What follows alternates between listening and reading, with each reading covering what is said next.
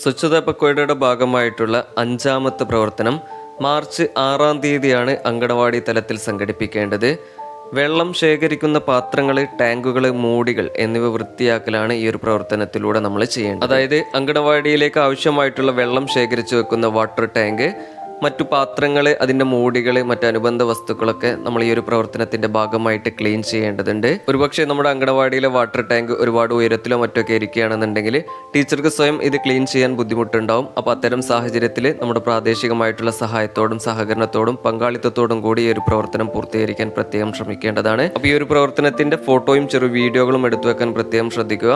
അടുത്ത പ്രവർത്തനത്തിന്റെ വിശദമായിട്ടുള്ള വിവരങ്ങൾ തുടർന്നുള്ള വീഡിയോയിലൂടെ നിങ്ങളിലേക്ക് ലഭ്യമാക്കുന്നതാണ്. അപ്പോൾ ഇത്രയും കാര്യങ്ങളാണ് ഇതുമായി ബന്ധപ്പെട്ട് നിങ്ങളിലേക്ക് പങ്കുവെക്കാനുള്ളത്.